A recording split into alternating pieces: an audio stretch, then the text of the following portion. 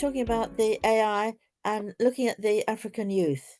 Yeah. So really what we're talking about is the AI courses that are needed for education and making the youngsters aware of actually the benefits that can come from AI, as well as actually some of the problems. So we're talking about the major breakdowns for medical treatment, dealing with some of the problems, particularly in Africa, of weather patterns. Things are changing. There's water. Oh, sorry, there's a spelling there. Too little, too much, or at the wrong times. Again, major problems. So this is actually affecting food pollution. Now, there's power usage as well. Now, unfortunately, there's a lot of power needed for AI, and this again is the power available. And we've got sea changes, and that again is an issue. So there's lots of problems in Africa that maybe that AI can help with, hopefully, and youngsters can be made aware of. So in Africa, we've talked about with the climate change, with a 60-meter sea rise. Again, you can actually see there's definitely some changes around these areas, etc., and bits of Africa disappear. But again, I suppose you could say their problems are not as acute as the UK. So I wonder sooner or later whether some of our politicians will suggest actually moving London possibly up to Birmingham. Or alternatively, all the MPs are going to have to wear aqua suits or something in the future. But how soon can you start teaching children about the concept of AI? Now, there's introduce you if you come across him, Dale Lane. He actually works for IBM, but this work was not produced for IBM. It was produced during lockdown because he had children at primary school. And partly to keep them entertained, he thought it'd be a good idea for them to learn about AI. Fine, great idea. So he produced a whole series of free materials, how the children can actually learn this. And this is actually being developed, and it's called Machine Learning for Kids. Definitely recommend you have a look at it. Machine Learning for Kids, all one word, .co.uk. And it's targeted at primary school, at the teachers to use, or any children that secondary school, if they wish to, they can use it. And it takes them through a lot of the material in very easy steps. And it's now been translated, it's totally free, into 20 different languages. And it's used in over 100 different countries, including Spain, Germany, Canada, USA. In fact, in Spain, for a particular category that the government has control over the primary schools, it is actually being made compulsory. So the children actually learn about machine learning because they feel that this is important. So when we're talking about education for children, you can start very young. This is just examples from some of the material. They first of all learn what's the difference between an apple and a tomato. Again, they goes through and they progress through and actually set it up the system to work it out. Then we move into something, how about recognizing images, cows or sheep? So they're beginning to learn about the data that's being used to try to actually make decisions on. And so not only do you have conventional pictures of the different shapes and colors, but you also move them into the cartoon versions. So again, their inquiries that they should be able to deal with these as well. So it's a very, very powerful system and highly recommended for primary children. And one of the things, again, coming from Dale's presentation, is actually on the BCS website. It was recorded, so if you're interested, this was 2 years ago. He was talked about education about AI. Originally, we're talking about specialists, just telling them AI exists. Okay, let's move on a bit more. Teaching children how to use it. Maybe actually with the assessment we talked about, maybe this is a dangerous concept, but I think they need to know. And then coming up to children how to literally create systems with it. So they're actually be able to move across the systems. So this is actually a very, very powerful system to actually get youngsters at least to be aware of machine learning. And from then on, you're moving into the AI system. And when you think about all of the so much of it, has based originally coming from programming, and you have to actually make sure that hopefully there's no errors at all in some of these AI systems, because when you think about a single bug in systems, even just conventional systems, can have drastic results, as you can see there.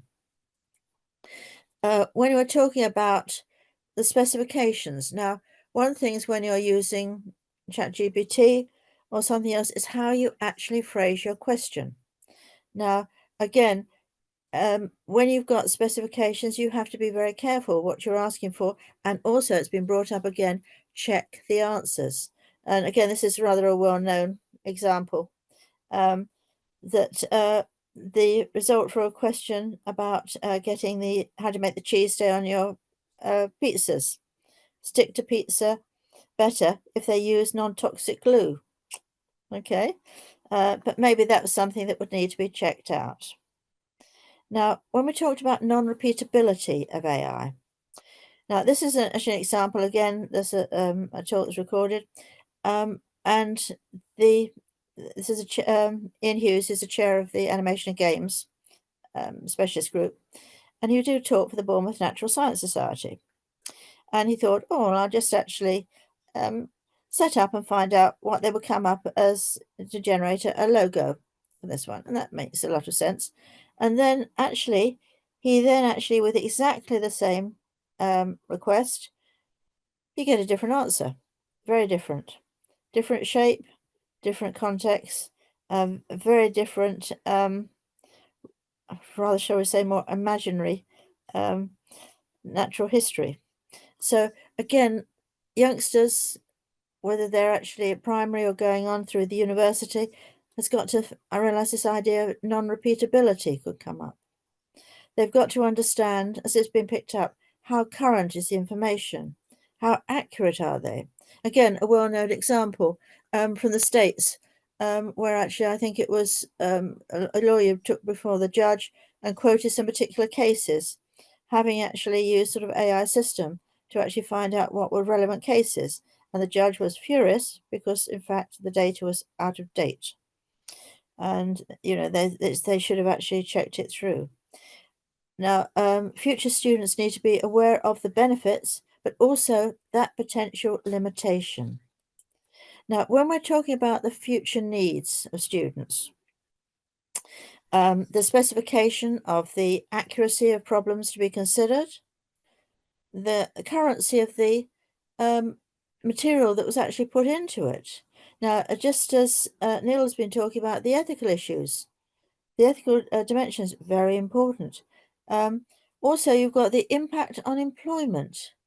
Now, there was one of the questions that the responses that came up, I think Neil mentioned this, where one of the students said they were concerned with some of the low-level jobs maybe being done with AI. So in other words, where's that first entry into the work situation? Because it's now being done through AI systems.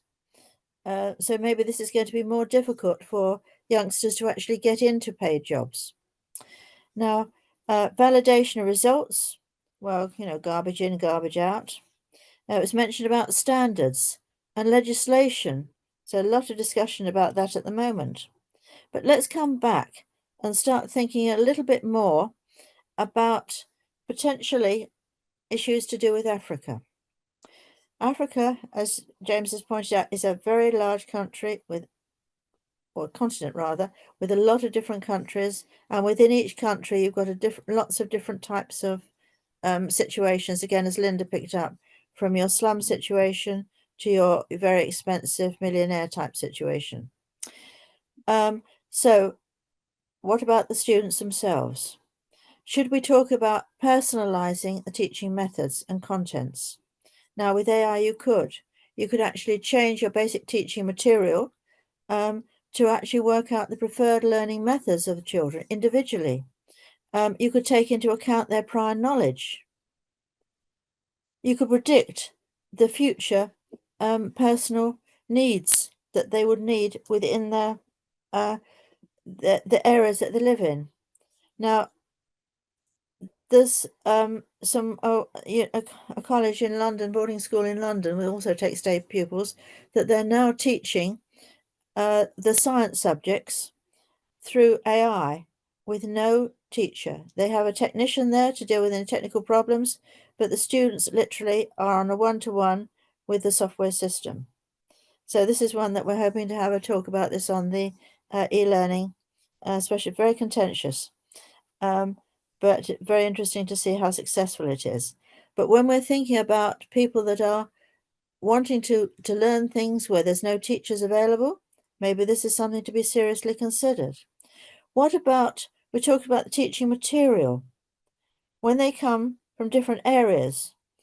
Now, somebody that's in, as Linda said, somebody that's in a rural area, their interest and the work that they might do in the future might be very different to somebody from urban, to the town, to the cities.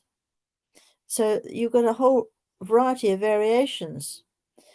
There was a while back a link up between some students from Glasgow with Iceland, and they were talking about they were sort of chatting, what do they like doing, and the ones from Glasgow, they were saying they like to go down, they play the sort of computer games, etc. And the ones from Iceland, this was a few years back, they said that, well, their idea of a great time out is they go out trying to catch mice. So totally different. Children of the same age, different interest. So what about the examples in their teaching material? Should it be designed personally to suit their interests?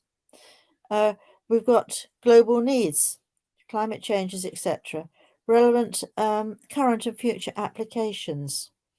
And then we're coming on to, you're relieved to know, the last slide. But you've got, well, almost the last slide, the students need to understand what artificial intelligence can actually do to help in the future. We're talking about one of the big areas now is coming into financial systems. You're talking about your robots, etc., self-driving cars. And another example that this happened in 2022. This ship went across the Atlantic, the Mayflower, but it was totally without humans. This is basically the Mare Celeste of its time. There was no humans on board at all. It was made its own decisions on the route it was taking. It took account of weather forecasts, any changing conditions, and it was obviously collecting data en route. So there's a lot of scientific data being collected. And a rather interesting point came up just as actually is reaching the American coast. There was a mayday call from a ship that was in trouble, and a message was triggered off from this to say, you know, I'm in the area, basically. And although the ship was making its own decisions, what was happening was actually being monitored. And the Coast Guard said, well, actually, no, thank you. Don't go and help, because I'm not sure that if they picked anybody up, there's no food, there's no water, there's nobody to help them on board. And they did have some ships with humans on, just pretty well as the same closeness. But this is one of the issues. So when you think about this, it can change when we're talking about Africa, particularly around on the coast. It can change the whole of the idea of the fishing, the transport, the sea transport can change completely. And at that stage, this is actually the reproduction of the original Mayflower compared with the latest one that's just come through. And the other one is one of the drones that goes totally uncontrolled under the two poles. So at that stage, I would like to say thank you. And just to put that link up again for somebody who wants to pick up the machine learning for kids. James, have you got anything you'd like to add into this? I'm sorry, I rushed through to try and come through on time for the AGM. I think you've really covered everything well. It's just to say AI is not going away. AI is staying with us. Machine learning, there's a lot happening in that sphere. There are the two two branches of machine learning, the supervised learning and the unsupervised. Now, the supervised is where a lot of activities are going on. The unsupervised is the interest of the economists and the business guys and so on and so forth, but very little is yet to really happen there. And that is why the adventures being various activities of adventure being undertaken in AI, like the unsupervised robots and like the Mayflower there and so on and so forth, is really, really interesting because people are afraid of AI taking control of things. That because once you create a machine that can think for itself and do so many things on its own without control, without human influence, it becomes worrying. However, it's a thing of the future. We cannot avoid it. But I think, Margaret, you really covered all the areas that we need to cover. And looking at the African youth, the African youth situation, because take a country like Nigeria with well over 219 million citizens. Now, 67% of that population, they are youths under the age of 37, as at last year. Now, and these are people that are toying around with AI. Some people may say the right type of education is not there, but there are people that once they learn something, they run with it. And things need to be checked in order to make sure that everything is going well. But anyway, so thanks a lot, Margaret, and thanks to everybody. Any question for us, please? Any question?